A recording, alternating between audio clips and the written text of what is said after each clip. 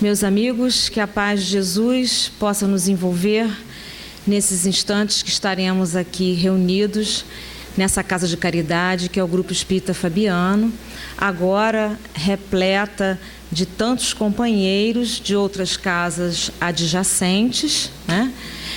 Irmanadas nessa fraternidade que é a Semana Espírita do Meia.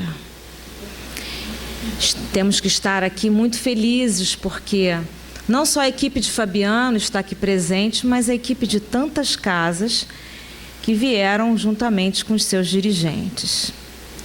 Que Jesus nos abençoe nessa nossa reflexão, enquadrando-nos no tema da semana. Por que educação, primeiramente? Nós, espíritas, sabemos que estamos num planeta de provas e expiações e que estamos em evolução. Então, a educação, o processo de educação de cada um de nós e daqueles os quais são dependentes de nós, é um processo importantíssimo nessa subida e nesse retorno à casa paterna. O único título que Jesus admitiu ter foi o de mestre, por ser o irmão maior, aquele que ninguém poderia arguí-lo de pecado. E em todo o evangelho que nós chamamos de Boa Nova, porque para nós é uma boa nova, é uma grande novidade do evangelho, porque nós ainda não manifestamos o que tem ali.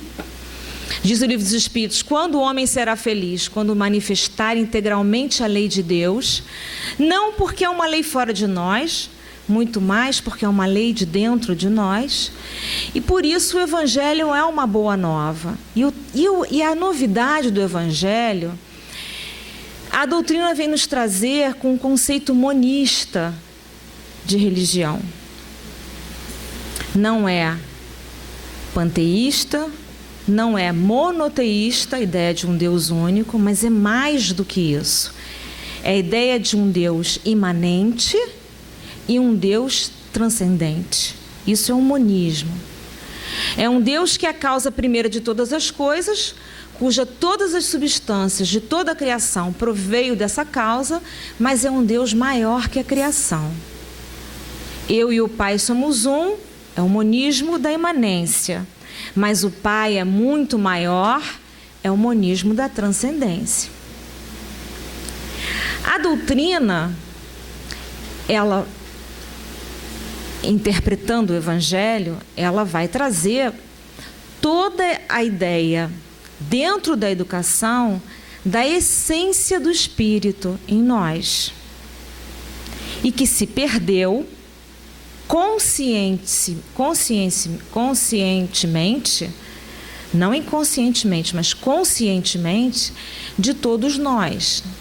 Nós não conseguimos dizer, eu e o Pai somos um, apesar do Cristo ter dito, tudo que eu posso, vós podereis fazer. Basta que vocês tenham a fé do tamaninho de um grão de mostarda. O tamanho do grão de mostarda, quer dizer, se tivermos uma fidelidade, mínima que seja essa verdade, nós poderíamos agir tal qual o Cristo, porque ele era fiel ao Pai. As palavras que eu falo não são minhas, são do meu Pai. As obras que eu faço não são minhas, são do meu Pai que me ensinou. Então, ele admitiu a função de mestre, porque o mestre é aquele que ensina uma verdade. Orientou para alguns através de parábolas, mas para os seus discípulos ele já dizia o que poderia dizer. Vós, diz Paulo, já podeis beber o leite. Aqueles que comem comidas sólidas ainda não conseguem absorver determinadas verdades porque estão distantes. Distantes não de Deus, nós estamos em Deus e nos movemos em Deus. O reino do céu não está lá nem acolá, está dentro do próprio homem. Não coloqueis a luz embaixo do alqueire, vós sois o tesouro, o sal, a pérola preciosa. Então o Evangelho é um tratado educativo, mostrando já por isso até Sócrates e Platão vão trabalhar na codificação juntamente com Kardec, em várias mensagens do Evangelho e do Livro dos Espíritos. Por quê? Porque essa ideia da essência já vinha 600 anos antes, né, com Sócrates, na filosofia grega. Homem, conhece a ti mesmo e decifrarás o enigma do universo. Em psicologia, existem autores que dizem que nós somos 4 pessoas em uma. Aquilo que eu acho que eu sou, aquilo que pensam que eu sou, aquilo que eu gostaria de ser e o que eu realmente sou. São vários papéis em uma. O que menos a gente conhece é aquilo que a gente é. Porque a gente veste esses papéis todos. Por isso a distância dessa fidelidade a Deus. E o processo de educação nada mais é do que desenvolvimento, a evolução é desenvolvimento, tirar esse envolvimento, que são essas carcaças nas quais a gente se identifica e sofre. Porque a gente se identifica, diz o Livro dos Espíritos, o mundo original e primitivo é o mundo verdadeiro. O mundo secundário, assim mesmo está escrito no Livro dos Espíritos, e anormal, que não precisaria existir, é o mundo material. Passou a existir por livre e espontânea vontade do homem, que criou a diversidade. Quando ele criou a diversidade, porque ele era imagem e semelhança de Deus, e ele queria ser tal qual Deus, igual o filho pródigo: pai, me dá tudo que é meu, minha herança, porque eu não quero ficar na sua casa. Porque Deus é amor. Vamos lembrar dos conceitos que a gente tem no Evangelho de Deus? Deus é amor, é luz e é espírito. E é pai. Deus é amor, e o amor não prende. O nosso amor prende. É possessivo, sofre, porque nós acreditamos nas perdas, né? Nós tomamos o amor como posse nossa, propriedade nossa. O outro tem que ser igual o que a gente quer que o outro seja. O verdadeiro amor, que a gente não consegue imaginar, porque o nosso paradigma é esse. Deus dá as graças gratuitas, Ele é graça. A gente é que acha que tem que pedir perdão para receber. Não, a prece nada mais é do que a gente se sintonizar para receber o que é gratuito. Já que a gente está no reino dos céus, a gente está lá no Necolá, está dentro do próprio homem. Então, o processo de educação para chegar de novo à casa paterna, que foi o que aconteceu com o filho pródigo: pai, me dá tudo que é meu, porque eu não quero ficar aqui. Nós criamos a ilusão de que não queríamos ficar na criação. E ficamos com a nossa herança, porque ela é inevitável. Deus é a substância primeira, a causa primeira de todas as coisas.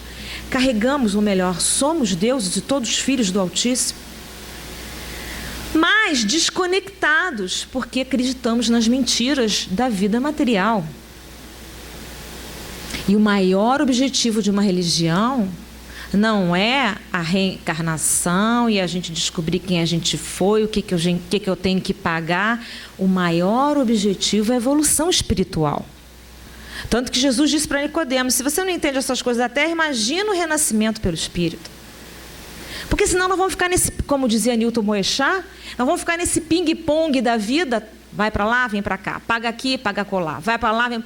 Mas o mais importante, o objetivo maior da nossa vida é o nosso crescimento interior, a nossa descoberta, a nossa luta para vencermos o ego, a besta, o animal feroz, a treva, que existe em nós por opção nossa, porque vivemos numa mentira criada por nós mesmos. Veja bem que quando nós optamos por sair da casa do Pai, saímos conscientemente, porque inconscientemente nós estamos em Deus e nos movemos em Deus. Quando saímos, e diz o Livro dos Espíritos, qual o motivo da queda do homem? O orgulho e a vaidade? Nós criamos o nosso início de erros sucessivos. Porque os nossos maiores erros giram em torno disso. Sabe com quem está falando? Como assim com quem está falando? Nós não temos o controle sobre a vida. Mas desde pequeno nós somos formatados a acreditar que temos nome, sobrenome, que temos essa tal e qual função, que queremos mais anos de vida, mas o tempo é cruel. E criamos várias manias nos emaranhando no mundo físico. Tanto assim que, às vezes, né, a gente não quer comemorar a desencarnação, é porque estamos invertidas. A gente comemora o nascimento. Um nascimento que é limitado, um nascimento que é dor. Porque todos no planeta de provas e expiação estão fadados para a dor. Mas, quando o espírito vem e reencarna, a família fica alegre, né? Achar de beber, nada contra. Faz parte até a alegria de investirmos na educação naquela nova personalidade em evolução. Mas, quando há o desencarne, o que acontece? Puxa, não devia ter ido, foi tão cedo. Não é assim que a gente fala? Tudo invertido. E teimamos em acreditar nesse invertido, que é ilusório. Por que é ilusório? Está fadado a desaparecer, a ficar doente. É o nosso corpo, que não somos nós. Então, o processo de educação, ele é fundamental nessa visão espírita que nos traz a essência dentro de cada um de nós, mas esquecida, totalmente esquecida.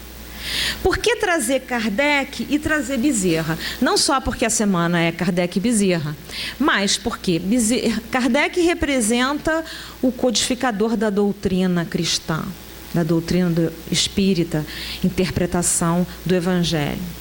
Foi professor.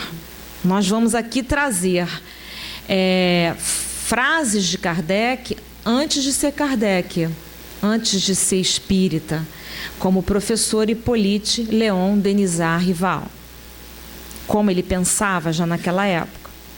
Vamos trazer frases de Dr. Bezerra, que foi chamado de Kardec brasileiro, porque ele foi o codificador da doutrina no Brasil.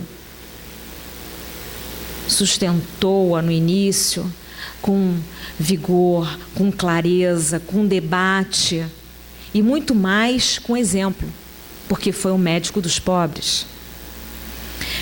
Também vamos trazer citações de Bezerra como vereador, antes de ser espírita, depois quando se tornou espírita e falou publicamente que era espírita, e vamos fechar a palestra com o Livro dos Espíritos.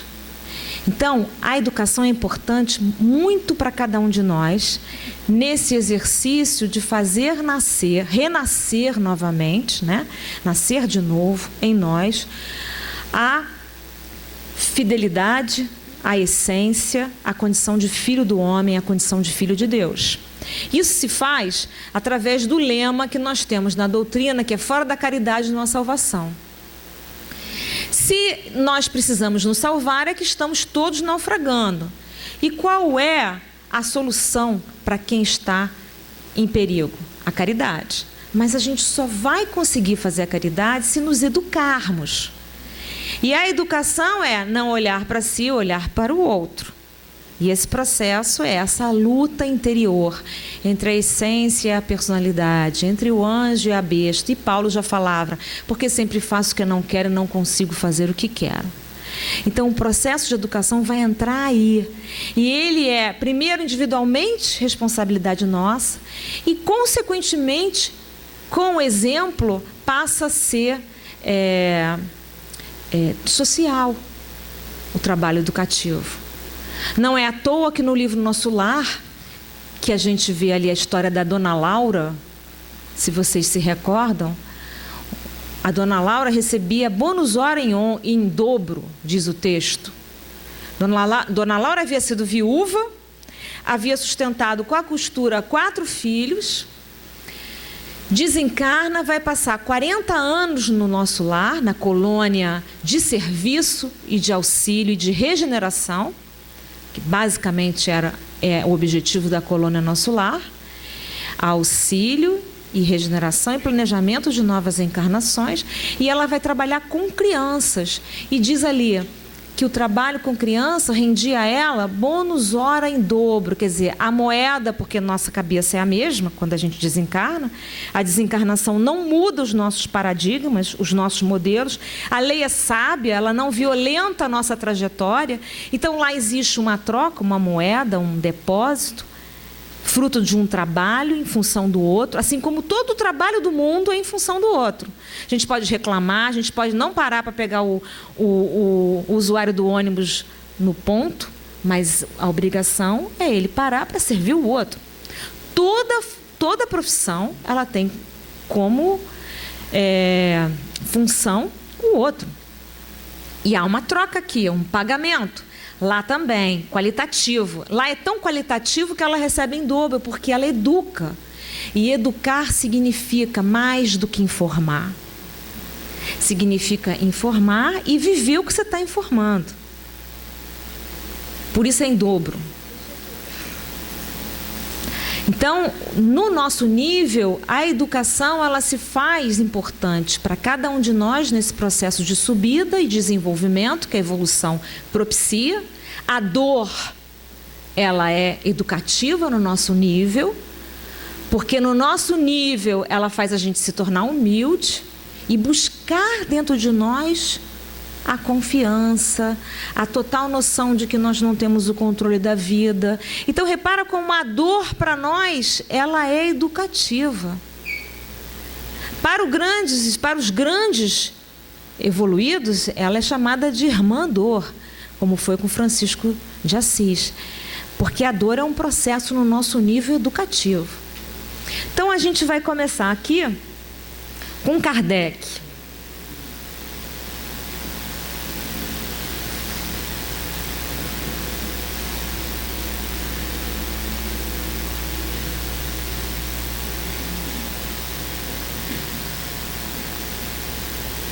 A pesquisadora Dora Encontre conseguiu resgatar para a sua dissertação os textos pedagógicos de Hippolyte Léon Denisard Rival. Um plano proposto para a melhoria da educação pública, um discurso pronunciado na distribuição de prêmios em 1828, Paris. Vamos lembrar que o Livro dos Espíritos foi editado em 1857. Então, isso é 1828. Bom, o que diz o texto? A educação é a arte de formar homens. Isto é, a arte de fazer eclodir neles os germes da virtude e abafar a dos vícios. É bem interessante a gente colocar que nessa época, em Kardec, havia a ideia da educação como uma teoria inata, como um desenvolvimento de uma potência inata. O que é isso? Se acreditava que o ser humano vinha com alguma coisa. Ou alguma coisa do mal, que aí o catequismo era o procedimento para poder liberar o pecado original, ou pelo contrário, como as teorias de Rousseau, Pestalozzi, quer dizer, vinha com uma potência boa, uma substância boa, e a sociedade é que corrompia. Vamos pensar que no nosso mundo atual, qual é a teoria da educação hoje? É que nós somos frutos do meio social. Daí a psicanálise ter sido tanto criticada, porque tudo era culpa da mãe, né? A mãe é culpada de tudo, o pai é culpado de tudo, a família é culpada de tudo, porque a gente é fruto da família, da sociedade, dos amigos. Nós somos altamente sugestionáveis. Vamos ver o que a doutrina fala disso. Desenvolvimento simultâneo das faculdades morais, físicas e intelectuais. O Kardec foi aluno de Pestalozzi no Instituto Yverdon. E Pestalozzi ele tinha essa teoria inatista da substância boa, e ele trabalhava com o corpo, com o cérebro, com a cabeça e o coração. Ele dizia que a educação tinha que ser integral. Corpo, cérebro, cabeça e coração. E como é que eram as aulas no Instituto Yverdon? Que ele era o diretor. O corpo era educação física. A cabeça era gramática, retórica, as matérias pedagógicas lá dele, na época, que eram importantes. E o coração era a música e era a arte. Então, isso era a visão da educação.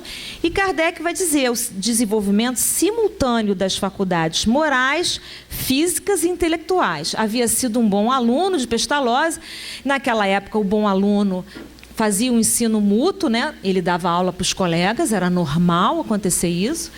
E a gente vê aí que ele trazia essa ideia, primeiro do inatismo, do desenvolvimento. Vai desenvolver da onde? E trabalhar com germes da virtude. Então, haviam virtudes germinadas anteriormente, que a gente tinha como educador que trabalhar, e abafar os vícios. Essa era a visão da época, consequentemente, da visão de Kardec.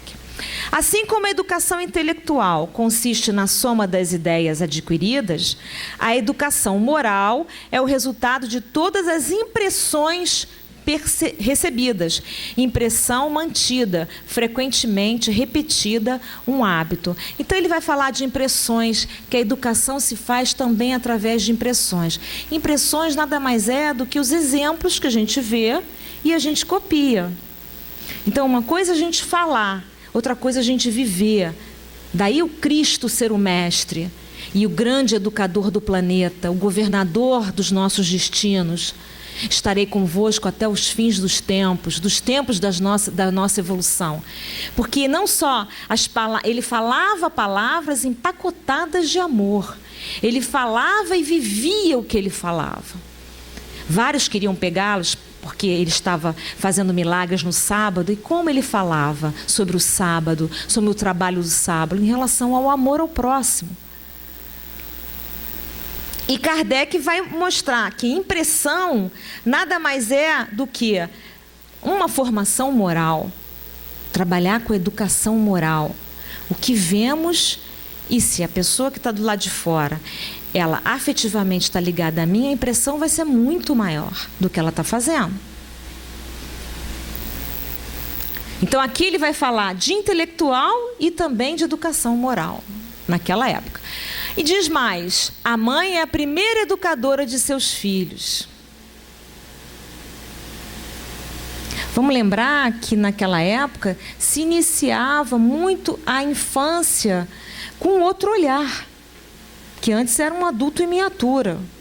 Ninguém cuidava desse desenvolvimento, da importância dessas impressões na infância, e a gente vai ver isso no Livro dos Espíritos. Responde aos primeiros pedidos, satisfaz as suas primeiras necessidades, a ela pertence a condução das primeiras impressões morais.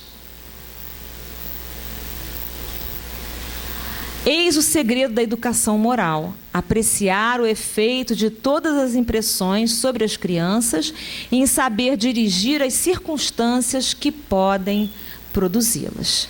Então, esses textos são textos escritos pelo professor Hippolyte Léon Denisard, mostrando a importância da educação já naquela época, que tem na teoria do inatismo a sua fundamentação, tá? E vai mostrar a importância da educação moral.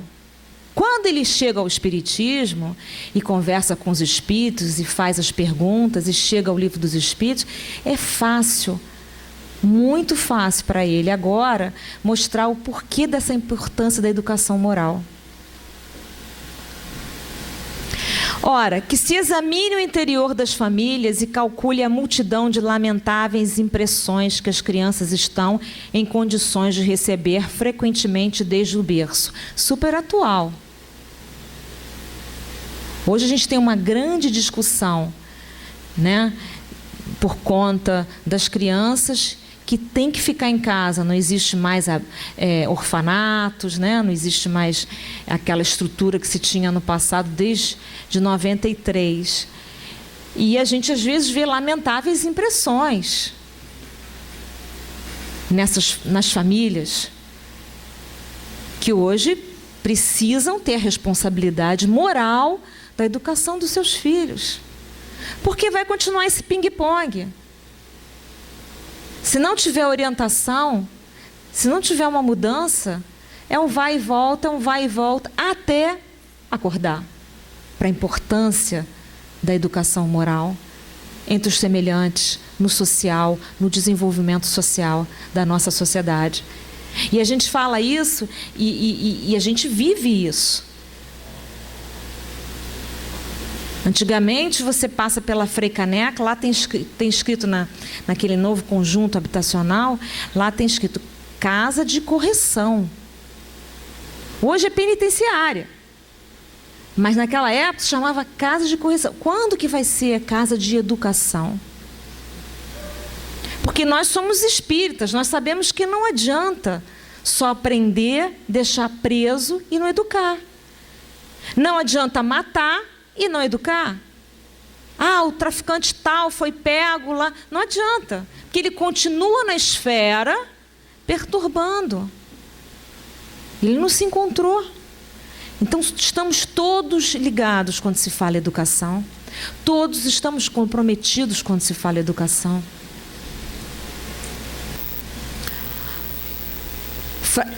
Então, são impressões que as crianças estão em condições de receber frequentemente desde o berço.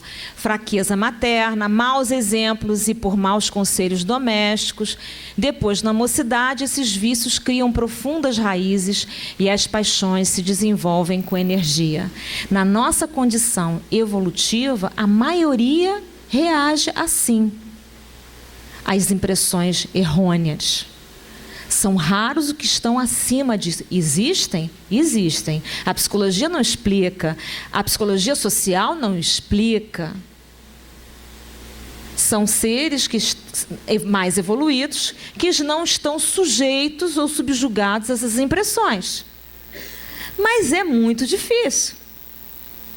Tem que ter uma fidelidade, um fiel, já construído pela sua própria evolução,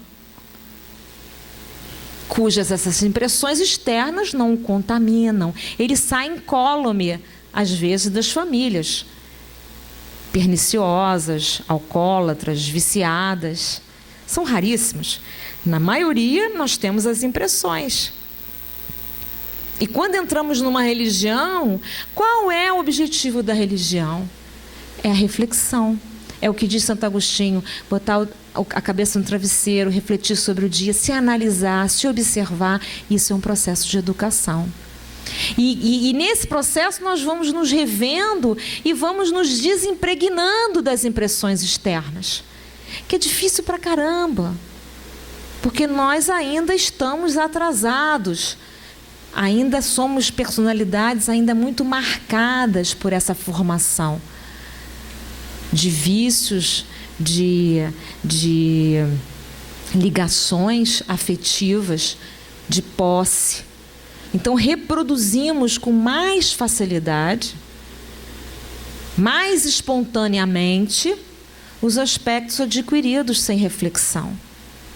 Depois que passa, como a gente já conhece alguma coisa, ainda não vive, mas conhece, a gente, cara, não devia ter agido assim. Da próxima vez eu vou tentar fazer diferente. Repara, somos... meu sangue é latino, né, a gente fala. Não aguentei na hora, me subiu, fiquei vermelha. Quando o sujeito tem uma fidelidade, né, a essa essência, ele segura o sangue. Ele não vai perder a sua característica orgânica porque está embutido aí, ele está embutido nesse corpo. Mas ele vence. E esse é o exercício da educação. Depois, na mocidade, esses vícios criam profundas raízes e as paixões se desenvolvem com energia. O mal já está feito e é frequentemente sem remédio. Reparem que é um texto atual, com palavras antigas, né? Conselhos domésticos, enfim, germens, impressões, mas é super atual. Mostra a importância que ela permanece. Vamos ver em Bezerra de Menezes. Bezerra de Menezes vai pronunciar na Câmara Municipal, no dia 28 de janeiro de 1874, esse discurso. E o Diário do Rio de Janeiro, ano 57, número 77, a gente vai... nós temos esse artigo e trouxemos algumas partes dele.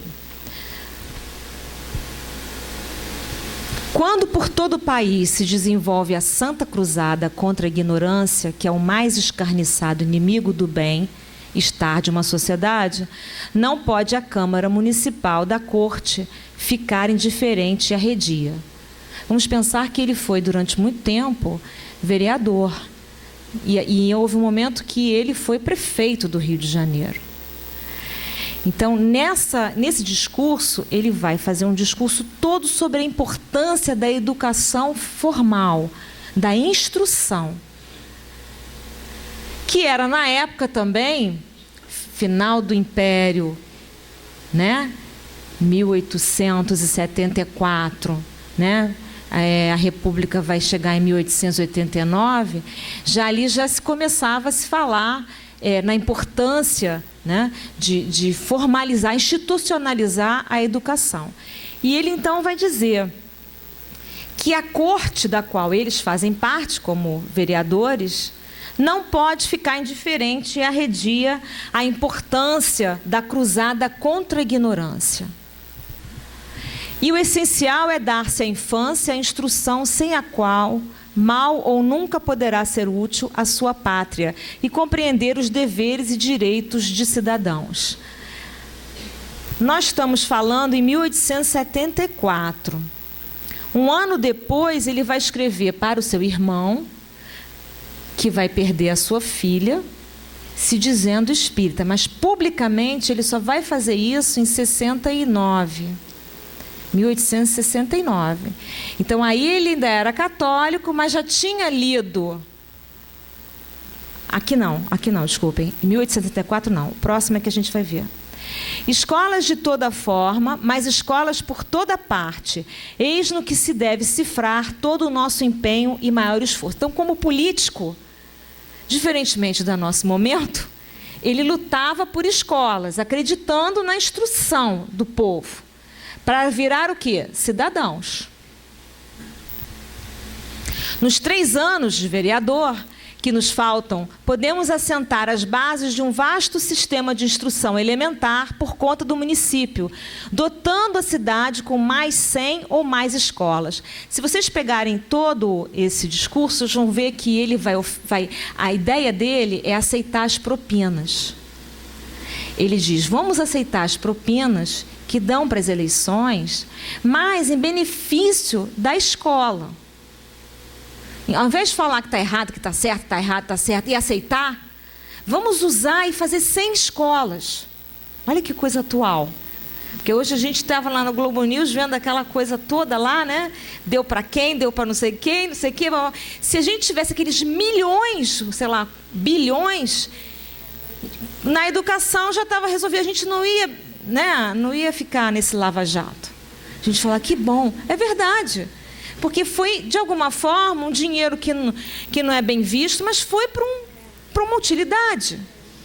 E ele vai dizer isso, super atual, porque ele vai falar disso. Vamos aceitar, então, para construir escolas, já que nós não temos dinheiro para isso, o município não tem. Vamos aceitar esse dinheiro. 2 motivos pode o homem... Então, ele fala, no final, eu só peguei alguns aspectos. No final, ele vai dizer, 2 motivos pode o homem pobre razoavelmente alegar para se esquivar ao dever de mandar seus filhos... Porque ele fala, nós vamos construir. E aí, vamos supor que o homem pobre não queira botar o filho lá. Por 2 motivos. Primeiro, porque não tem uniforme. E ele ficaria com vergonha de seu filho não ir de uniforme.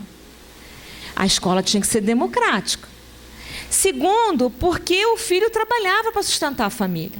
Como nós vamos resolver isso? Então, o discurso dele é tão bacana, porque ele não só dá uma sugestão de aceitar a propina para fazer muita escola, instrução ainda, pensando na instrução, mas ele fala assim, digamos que a gente faça, vocês vão dizer que os meninos não vão porque o pai não quer. Olha só, já tenho 2 ideias para isso.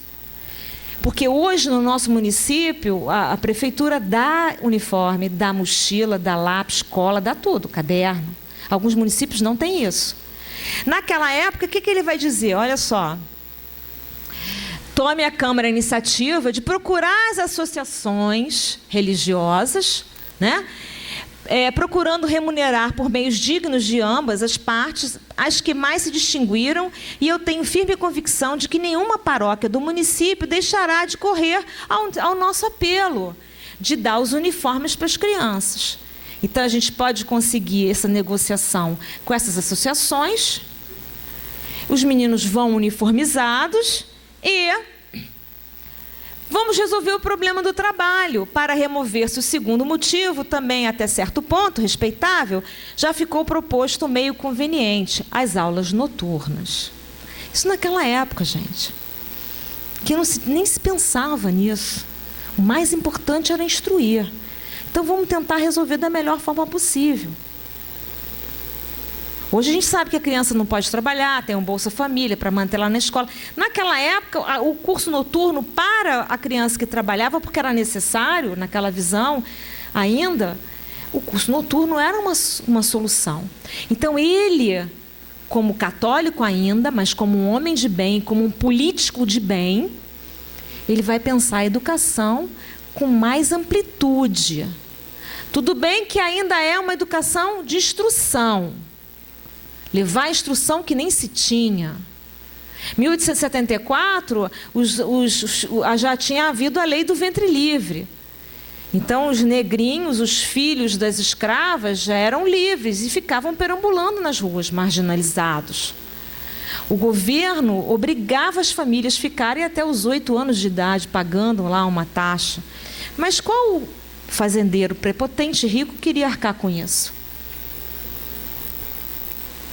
Então, havia essa preocupação de instrução imediata. Vamos ver agora um discurso, aí sim, em 1882. O ano seguinte, 1883, ele vai mandar a carta para o seu irmão, Manuel Filipe Bezerra de Menezes, e ele vai dizer para o irmão que essa doutrina é uma doutrina espírita, é uma doutrina de luz. Ele aqui já havia lido o livro dos Espíritos que o médico Travassos, o seu colega de consultório, havia lhe dado. E ele vai fazer um discurso na inauguração do Liceu de Artes e Ofícios, que foi criado em 1858. Como ele... ali estavam vários políticos na época. Nós tiramos esse texto do Reformador de fevereiro de 2012. Eu não estou conseguindo aqui. Pronto, acho que é aqui. O liceu ele foi criado em 1858. Quem criou foi Francisco Joaquim Bittencourt da Silva. Qual era o objetivo desse liceu? Trabalhar com a população desfavorecida. Professores eminentes na época não recebiam salário, então eram outros profissionais que não eram professores, mas ficavam professores e faziam esse trabalho. Não recebiam salário e foi o precursor do ensino profissionalizante. Ele vai dizer, meus senhores, olha o discurso como já é diferente. Agora ele vai falar também da educação moral. O homem deve todas as suas qualidades e aptidões, primeiro a sua constituição nativa. Então ele fala de uma essência. Tá claro? Aí ele já vai falar de uma essência. Depois, a influência dos meios e dos agentes externos, que atuam com tanta maior eficácia quanto agem sobre a mais tenra idade. O Livro dos Espíritos vai falar exatamente isso. Então, aqui ele já confirma que existe algo inato, que ele vai chamar de constituição nativa. Ainda diz mais, que há também agentes externos. E qual o papel da educação? Quero dizer que Deus nos deu as faculdades que possuímos, que é aquilo ali, constituição nativa. Mas deu-nos-las em embrião, e que a nós, e só a nós, é que cabe desenvolvê-las, principalmente na infância. Igualzinho Kardec, igualzinho essa ideia inatista da essência divina, que precisa ser desenvolvida, que está em embrião em nós não por uma necessidade, porque Deus é amor. Está em embrião em nós por uma justiça. Deus é justo e misericordioso. É justo porque aceitou a nossa opção. E a nossa opção tem consequências. Mas Ele é misericordioso, porque as nossas consequências são de acordo com a nossa condição de aguentá-las. Deus é um Deus de misericórdia, que não dá fardo pesado além das nossas forças. Ele permite que a gente o negue, apesar de estarmos nele e nos movermos nele. Então, o sofrimento, estar em embrião e a dor do esquecimento do paraíso é culpa exclusivamente nossa. Mas como é um Deus misericordioso, estamos em processo de evolução. Se fôssemos depender do Cristo para chegarmos no paraíso, de Deus que é Pai e é bom, nós já estaríamos lá. Mas como estaríamos lá com essa cabeça completamente equivocada? Primeiro eu, depois eu, depois eu, depois eu, depois eu de novo. Primeiro a gente ia cercar a nossa casinha lá no paraíso. Não é verdade? Então não é com essa mente, só depende, o processo é de dentro para fora. Se fosse de fora para dentro, nós já estávamos lá. Tem pessoas que falam, se o Cristo vier, né, tudo vai mudar e nós vamos... Não adianta, porque se ele tivesse que vir para isso, já teria vindo. Aliás, está aqui, né, através dessa boa novidade que é o Evangelho. Então é um movimento nós para lá. É igual o Roden quando fala da prece, né?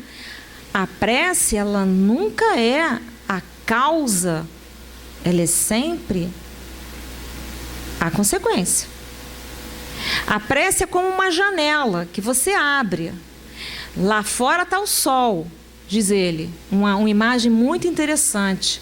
Lá fora está o sol batendo constantemente na sua janela e você não abre a janela. A prece é você abrir a janela. Deus está presente, imanente em nós e transcende a criação.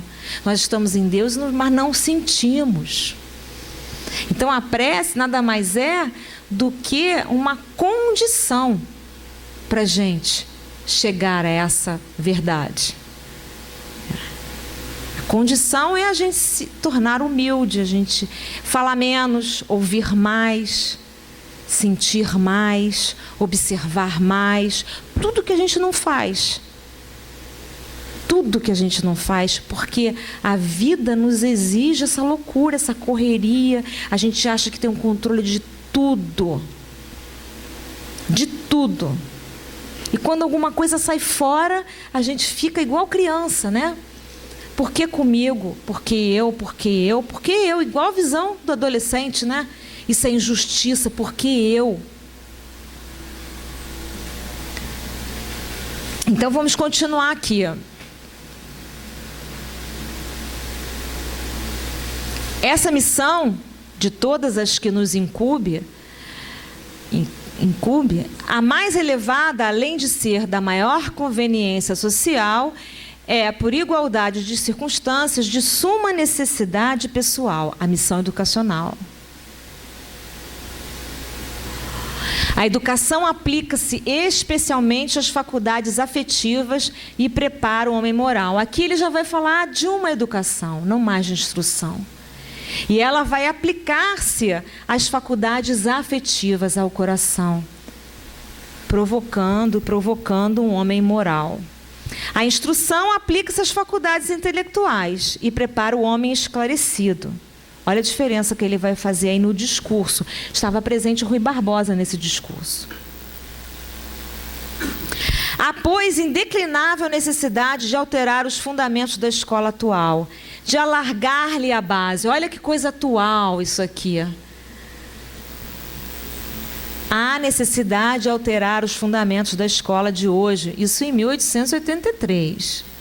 E isso não se obtém criando um educador ao lado do professor, e sim construindo professores que sejam também educadores. Está na lei isso, não existe mais orientação educacional, né, Delô?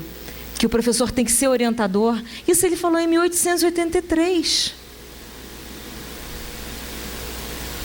O Liceu de Artes e Ofícios realiza o tipo da verdadeira escola, aquela que ensina moralizando e moraliza ensinando. Aí o menino aprende a ser homem segundo a lei do Criador e a ser cidadão segundo a lei humana. Sai instruído pelo estudo e moralizado pelo trabalho. Reparem que fora da caridade não há salvação. O que moraliza a gente, o que salva a gente é a caridade. E o trabalho, qualquer função que a gente tenha, se a gente fizer tendo esse foco, o foco no espírito, nós vamos para o plano espiritual bem. Não vai ser como o André Luiz, que era médico aqui, queria ser médico lá, e o que o Lísias, o Clarence falou para ele dessa medicina aqui, você não entende. Agora, se ele fosse médico do espírito aqui, e significava ouvir com atenção, dar receitas de graça, como foi doutor Bezerra, que desencarna dia 11 de abril e no dia 12 já se manifesta. E já fazia logo receitas homeopáticas, fez tanto trabalho com o Chico, né? Teve várias vertentes no trabalho do Chico, não só das manifestações mediúnicas para os familiares, que era ele que organizava, mas também receitas homeopáticas. Então ele era médico aqui, virou médico lá. André Luiz era médico ali, médico aqui, virou o quê? Sem nenhum sentido de rebaixamento, mas faxineiro. Não que faxineiro não seja bom, porque eu até quero esse cargo lá, porque eu adoro limpar. Mas ele queria ser médico. Ele queria ser médico. Nossa, já extrapolou o tempo. Então vamos lá. Bom, a educação na visão espírita, então a gente vai ver isso no Livro dos Espíritos. Na verdade, ela aceita o inatismo e também aceitam a teoria constitutivista, de que são os agentes externos que nos formam. Sim. Se a gente não tem consciência, eles nos determinam a vida. Eu sou fruto do meu pai, sou assim porque a minha mãe não ligou para mim, me abandonou, eu sou assim do mal, eu estou bebendo, porque ele determina. Mas a doutrina vai dizer que nós temos a essência, estamos na personalidade, e se a gente não se educar, esse jogo aqui, que forma a nossa existência, ou tende para um lado, ou tende para o outro. Porque o maior objetivo nosso, quando a gente entra numa religião, é a gente passar pelas dores, igual os santos, né? Vem a irmã dor, sorrindo. Todo mundo quer isso, porque sabe que é inevitável. Sabe que é inevitável. Então a gente quer passar com galhardia, com confiança, com fé, não é assim? Porque todo mundo vai desencarnar, ninguém vai ficar para semente, ninguém. O pior de tudo é que a gente nem sabe se vai ser hoje. É verdade. Eu fui fazer a unha outro dia num cabeleireiro que eu nunca tinha ido. Aí estava todo meio assim, eu nem conhecia as pessoas, as manicures, né? Também eu não faço assim toda hora, porque às vezes não dá tempo. Mas aí a pessoa estava tão triste, eu falei assim, gente, o que houve? Vocês estão... não, aqui, fulana acabou de morrer. Como assim? Nossa, 28 anos, nossa colega aqui fazia cabelo, pegou uma van, assim, um arraso total. Então, assim, aí uma falou pra gente, eu vou embora. Ó, pode ser que você não volte amanhã, hein? Uma falou brincando com a outra. Ai, cruz credo. Não, a gente não tem controle sobre isso, a gente não sabe. Então, a dor, a perda, a desencarnação, isso tudo é inevitável. Como passar por isso sem sofrer? Acreditando, tendo fé, se construindo nesse ideal. Então, essa é a síntese que a doutrina vai trazer para a gente. Ela vai pegar as teorias que falam dessa substância, mas também vai dizer que essas outras da construção estão aderentes à nossa construção da personalidade. E cabe a gente distinguir o que é melhor, o que é pior, nessa busca do homem superior, dessa mudança interior, dessa essência e dessa proximidade à casa paterna. Então, reparem os nossos anúncios, o que a vida nos chama, a vida material. Para a felicidade, uma felicidade que é aparente. Você é feliz se tiver aquele carro, você é feliz se tiver aquela casa. É assim que é chamativo, é assim que é o chamativo. E isso gera dor, porque às vezes você não consegue ter. Ou então luta para ter com dor e aí morre na praia. Quem garante que você vai chegar e aproveitar aquilo ali, como diz Emmanuel no Fonte Viva, numa de suas lições, né? Guarda, ó alma, em breve vou te apanhar, essa noite vou te pegar. E guardou. O livro dos Espíritos vai dizer que a infância, todos os dois falam da importância da criança, vai dizer a mesma coisa, né? Que é um período de repouso. O espírito, durante esse período, é mais acessível às impressões que recebe, capaz de lhe auxiliar o adiantamento para o que devem contribuir os incumbidos em educá-lo. Nessa fase é que se lhes pode reformar os caracteres e reprimir os maus pendores. Porque o espírito, no nosso nível, ele é muito inconsciente. A infância nos traz, o corpo é tão atrasado que o espírito fica totalmente inconsciente. A gente ainda é, mas pelo menos a gente ainda tem um nível de consciência que a criança não tem. Faz birra, a gente não faz mais birra, né?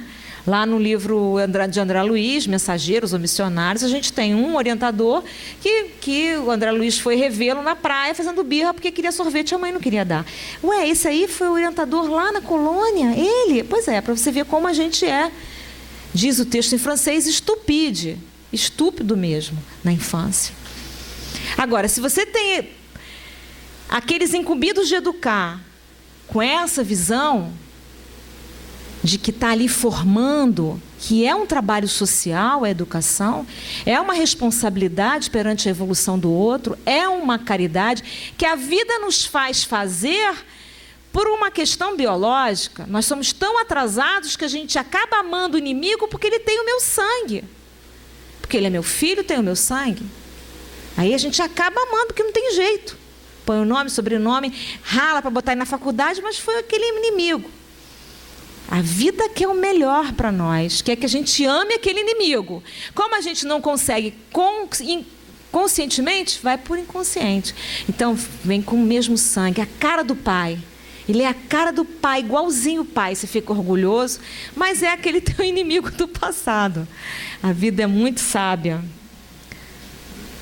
Os laços sociais são necessários ao progresso, os da família mais apertados tornam os primeiros. Então, a importância da educação se faz presente por causa dos nossos laços sociais. Nós todos estamos imbricados, todos estamos interdependentes. Nossos funcionários, nossos empregados, se tivermos, nossos filhos, nossos netos, nossos vizinhos, qualquer função. Né? Eu não estou mais na casa espírita. Eu tive uma professora na minha equipe uma vez, foi muito engraçado. Dá tempo ainda de eu falar uma... Ela reclamava dos alunos, reclamava, não admitia determinados comportamentos na sala, era difícil conversar com ela. Um dia, uma aluna me procurou e falou: Regina, eu estou impressionado com a professora fulana de tal. Você sabe que o lixeiro, eu estava no carro com a minha mãe, ela estava no carro na minha frente. O lixeiro parou, sabe, caminhão de lixo para e a gente tem que esperar. O lixeiro parou para botar as lixeiras dentro do lixo. Ela buzinava sem parar, gritava, batia na porta: vamos embora com isso. Eu fiquei tão impressionada ela fazer isso, Regina. Ela não é, porque às vezes os alunos são mais críticos, né? Ela não é uma educadora, ela não tinha que ter um outro comportamento. Aí eu chamei a professora para conversar. Falei, oba, chegou a hora. Ó, sabe que fulana te viu, quero te contar como ela ficou. Aí ela falou assim, Regina, eu não estava na escola. Ela falou pra... Entendeu? Escola é escola, rua é rua, eu não estava na escola. Então, repara, que são aquelas máscaras que aí fazem a pessoa ficar mais perdida ainda. Porque se você quer educar alguém, você tem que estar educado em qualquer situação. Foi muito engraçado quando ela falou isso. Eu não esperava ouvir isso. Aí eu falei assim, que caminho eu vou buscar agora? Porque você... O que eu vou falar agora? Agora eu não sei. Você, entendeu? Agora me pegou. Então, e Kardec vai apresentar na Revista Espírita, né, em fevereiro de 64, considerando-se que o egoísmo e o orgulho são a fonte da maioria das misérias humanas, enquanto reinarem na Terra, não se pode esperar nem paz, nem a caridade, nem a fraternidade. É preciso, pois, atacá-los no estado do embrião, sem esperar que fiquem vivazes. Só o Espiritismo, por um novo ponto de vista, sob o qual faz encarnar a missão e a responsabilidade dos pais. E terminamos com uma mensagem de Bezerra, através do Chico, no livro Bezerra e Chico e Você. A independência existe unicamente na base da interdependência. As leis divinas criaram com tamanha sabedoria os mecanismos da evolução que todos nós, de algum modo, dependemos uns dos outros. Não se renasce na Terra sem o concurso dos pais ou dos valores genéticos que forneçam. Não se adquire cultura sem professores ou recursos que eles se decidam a formar. Não se obtém alimento sem esforço próprio, nem sob o amparo do esforço alheio. E nem se alcança experiência por osmose. Todos nós somos conduzidos à arena da existência, uns à frente dos outros, a fim de aprendermos a amarmos e compreendermos mutuamente. Muita paz.